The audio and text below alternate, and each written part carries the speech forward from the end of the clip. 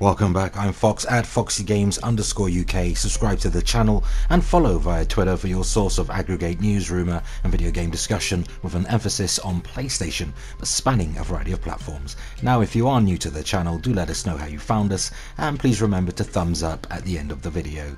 Views expressed in our videos are those of third parties and do not necessarily represent the views of Foxy Games UK. All relevant links can be found in this video's description. Now let's get into our first news story in an article published by GamingBolt.com. Xbox One X and PS4 Pro are pretty similar, says yet another developer working on a well-known game for the Xbox One X, PS4 and PC. Here's the full story. Now this video isn't going to be very long. I rarely make videos on a Sunday and I only put out one video last week, so I'm feeling slightly guilty even though that video was like 20 minutes long, which is like 4 videos for some people. So let's get straight into this. Now this is something I've been saying for the longest time. I've been saying it at least a year before the Xbox hit the market, the Xbox One X. I said that you're not going to see a huge difference between both consoles because third parties are going to deal with that parity, and even if they do enhance Xbox One X slightly more than PS4 Pro, I mean the average consumer is not going to tell the difference straight away. They're going to have to really investigate. Even Digital Foundry has issues with some PS4 Pro games, even trying to detect whether they are actually checkerboard, dynamic or even native 4K. So the thing is, with the Xbox One X and the PS4 Pro, thing is that even though the PS4 Pro represents a far smaller and more conservative iteration over its base console than the Xbox One X's more radical rethinking of the original Xbox One, they are conceptually the exact same thing, or at least in concept. Iterative consoles build upon their original base systems. Fans on either side of the console war can argue about the issues if they really want to, I mean nitpicking by all means, but the fact of the matter is that both are ultimately more similar than most would like to admit. Now it's not just me saying this either. Tor Eagle, or Egil Anderson, I hope I haven't butchered that name, he's the communications manager over at Funcom, that's the development team behind Conan Exiles. He actually thinks this too. Speaking to Gaming Bolt, he said, and I quote, "The PS4 Pro and Xbox One X are pretty similar. The Xbox One X represents a slightly bigger jump from the base console though."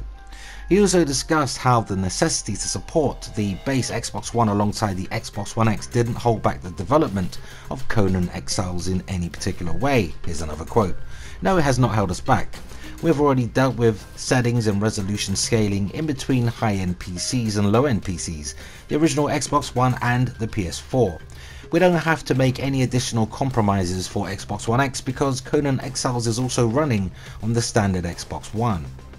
So the thing is here is that in spite of the conceptual really similarities of the Xbox One X and PS4 Pro, Microsoft has, to their credit, made it easier to tap into Xbox One X's power, which means developers are likelier to support it better, which is something we don't really see very often. But the rhetoric that one is much better than the other is ultimately fairly misfounded. And that's where the article ends. Okay, so we've heard it, we've heard the rhetoric, you know, we've heard developers on Microsoft's end developing software for them. The Ori developers came out with, oh, PS4 Pro, it's a half-assed upgrade. We've heard so many developers say, oh, Xbox One X trounces the PS4. But look, God of War, The Last of Us Part 2, Detroit Become Human, Uncharted 4, The Lost Legacy as well, even Days Gone, all of these titles say otherwise. These titles demonstrate that talented development studios and the proficient know-how of the PS4 hardware trumps anything out there that has marginal gains in terms of power. Now take the PS2, which was producing some stunning games back in the early 2K, but then Microsoft delivered a console that was on par, if not exceeded, the PCs of that era, a whopping 2 times the power of PS2.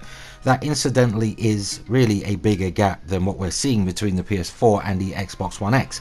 But due to Sony's excellent development studios, the average gamer just couldn't see any discernible difference between the two consoles. And of course Sony was cheaper, and hence the PS2 sold a staggering 158 million units compared to the OG Xbox's meager 25 million. Of course, having had the luxury and really being privileged to have owned the Xbox One X and the PS4 Pro, I can tell you straight up that being a seasoned gamer, the gamer that I am, I could see the difference in terms of visual clarity on my 4K set between the Xbox One X and PS4 Pro.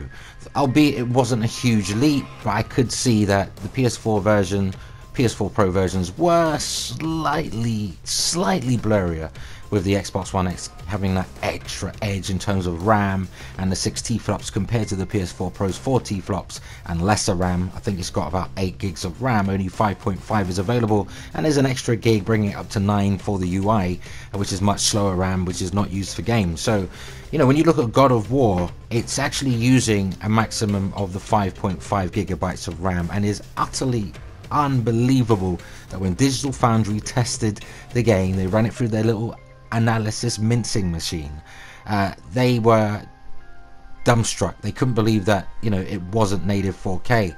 It is actually checkerboarded up to 4K, so it is giving you the full 4K image, but it is checkerboarded. However, Digital Foundry were none the wiser, and these people are so-called experts, so imagine the average gamer, they won't be able to tell, you know. So at the end of the day, I'm not knocking the Xbox One X. I'm just saying that in terms of both hardware, Microsoft really isn't using the console, the Xbox One X, to its full potential. That is so obvious. You know, it's just barely making use of high definition gaming. It's just pushing for 4K, which really puts a strain on the CPU. A CPU, I might add, which is just barely more powerful than the PS4 Pros. They're both Jaguar based. You know, Microsoft said it was a custom CPU is going to do all this bells and whistles, blah blah blah, yada yada yada, but as we can see, it does struggle in some CPU intensive games. However, if you do love the Xbox One X and you don't own a PS4 Pro, you know, there's no reason really to get a Pro unless you love Sony exclusives, because you are getting a more powerful system. However, if you do own both of them, I'm sure you'll agree that the differences aren't as big as some people make out on social media. But what do you think? Let us know in the comments, because that unfortunately brings us to the end of another video. But let's continue the discussion in the comments. For more PS4, Nintendo Switch and Xbox One coverage, subscribe to Foxy Games UK, and if you found any of the information in this video at all useful, go ahead and hit the like button and help us reach more like-minded gamers simply by sharing this video, and primarily because I bothered to make a video on a Sunday. And for just $1 US or £1 UK or equivalent, you can become a member by joining the Foxy Games UK Patreon, and you can help us grow. You can find the link in the video's description. Thank you for all your kind support. And I'll have to catch you all up later on when we air the Gamer Couch live. But until then, always remember, play games, not corporations. Thanks for watching, everybody.